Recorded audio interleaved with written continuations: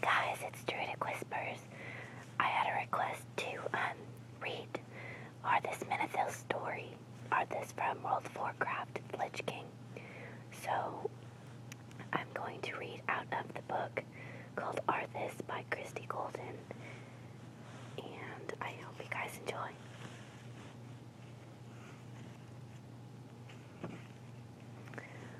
Hold her head. That's it, lad. The mare, her normally white coat gray with sweat, rolled her eyes and wiggered. Prince Arthas Menethil, only son to King Tyrannus Menethil II, one day to rule the kingdom of Lordaeron, held fast to the bridle and murmured soothingly. The horse jerked her head violently and almost took the 9-year-old with her. Well, Brightmane, Arthas said, easy girl, it'll be all right. Nothing to worry about. Joram Bolnir grunted in amusement. Doubt you'd feel that way if you were... If something the size of this foal was coming out of you, lad. His son, Joram, crouching beside his father and the prince, laughed, and so did Arthas, giggling uncontrollably, even as hot and soggy foam from Brightmane's champing mouth dropped onto his leg. One more push, girl, Bolnir said, moving slowly along the horse's body to where the foal, encased in a shiny shroud-like membrane, was halfway through its journey into the world. Arthas really wasn't supposed to be here, but when he had no lessons, he often sneaked away to the Bolnir farmstead to admire the horses Bolnir was known for breeding, and to play with his friend Joram. Both youths were well aware that a horse breeder's son, even one whose animals were regularly brought up as mounts for the royal household, was not a proper companion for a prince. Neither cared much, and thus far none of the adults had put a halt to their friendship, and so it was that he had been there building forts, throwing snowballs, and playing cards and bandits with Joram. When Joram had called the boys to come watch the miracle of birth. The miracle of birth was actually pretty disgusting, Arthas thought. He hadn't realized there'd be so much goo involved. Brightmane grunted and heavy-heaved again. Her legs stiffed and straightened out. With a slosh sweat sound, her baby entered the world. Her heavy head thumped down into Arthas' lap, and she closed her eyes for a moment. Her sides heaved as she caught her breath. The boy smiled, stroking the damp neck and thick, rough mane, and looked over to Joram, where his father were attending to the foal. It was chilly in the stables at this time of year. The steam rose faintly from its last of the foal's unsettling shroud-like covering, and Arthas felt his face stretch in a grin. Damp, gray, all long tangled legs and big eyes, the foal looked around, blinking in the dim lantern light. Those large brown eyes locked with Arthas's. You're beautiful, Arthas thought, his breath stopping for a moment, and realized that the much doubted miracle of birth really was pretty miraculous. Brightmane began to struggle to her feet. Arthas leaped to his own and pressed back against the wooden walls of the stable so the great animal could turn around without crushing him. Mother and newborn sniffed each other. The Brightmane grunted and began to bathe her son with her tongue. Lad, you're a bit worse for wear, said Joram. Arthas looked down at himself and his heart sank. He was covered in straw and horse spit. Arthas shrugged. Maybe I should jump into a snowbank on the way back to the palace, he offered, grinning. Sobering slightly, he said, Don't worry, I'm 9 years old now, no longer a baby.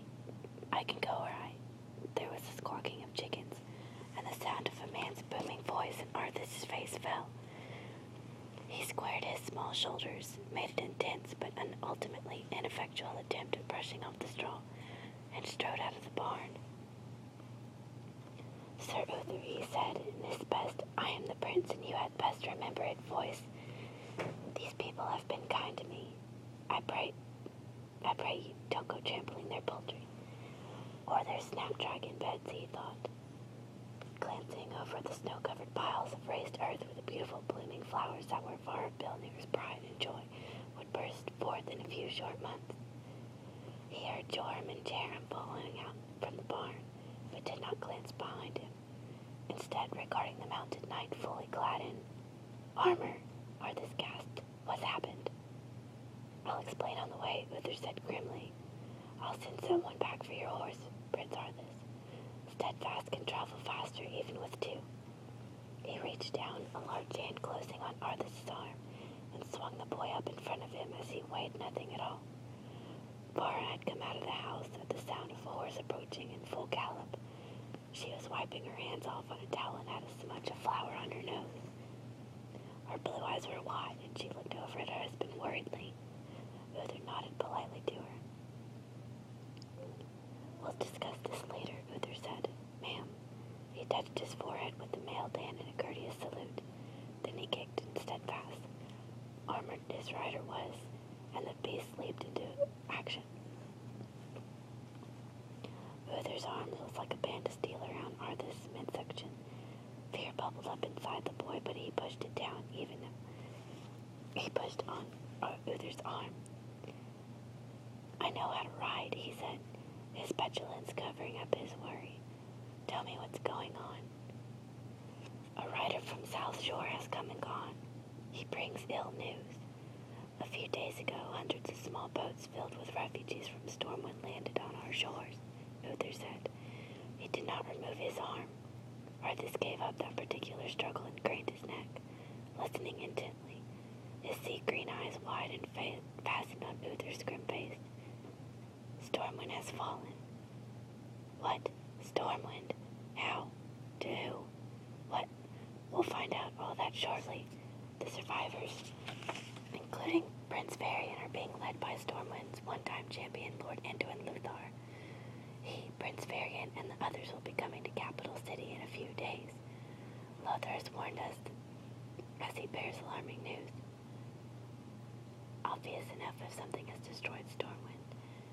I was sent to find you and bring you back. You've no business playing with the common folk at this moment. Stunned, Arthas turned and faced towards him again, his hands gripping Steadfast's mane. Stormwind. He had never been there, but he heard tales about it. It was a mighty place, with great stone walls and beautiful buildings, and had been built with sturdiness in mind, to withstand the buffeting of the fierce winds from which it had taken its name. To think that it had fallen. Who or what could be so strong enough to take such a city? How many people came with him? He asked, pitching his voice louder than he really wished to in order to be heard over the drumming of the horses' hoofs as they headed back toward the city. Unknown. Not a small number, that much is certain. The messenger said it was everyone who had survived. Survived what? And Prince Varian. He'd heard of Varian all his life. Of course he knew all the names of the kings, queens, prince, and princesses. Suddenly his eyes widened. Uther had mentioned Varian, but not the prince's father, King Lane. Will soon become King Varian. King Lane fell with Stormwind. This news of a single tragedy hit Arthas harder somehow than the thought of thousands of people suddenly rendered homeless. Arthas' own family was close-knit. He, his sister Kalia, his mother Queen Leanne, and of course King Tyrannus. How had some rulers behaved with their families? And he knew that this was remarkable in the degree of closeness. To have lost your city, your way of life, and your father. Poor Varian, he said, quick tears of sympathy coming to his eyes. Uther patted his shoulder awkwardly. Aye, he said, it is a dark day for the boy. Arthas shivered suddenly, not from the cold of a bright winter's day. The beautiful afternoon, with its blue sky and soft curving snow-dripped landscape, had suddenly darkened for him. Okay, I guess I'll end it there. I'll go ahead and make another one here shortly, with continuing on Arthas' story. Anyway, thanks guys, take care.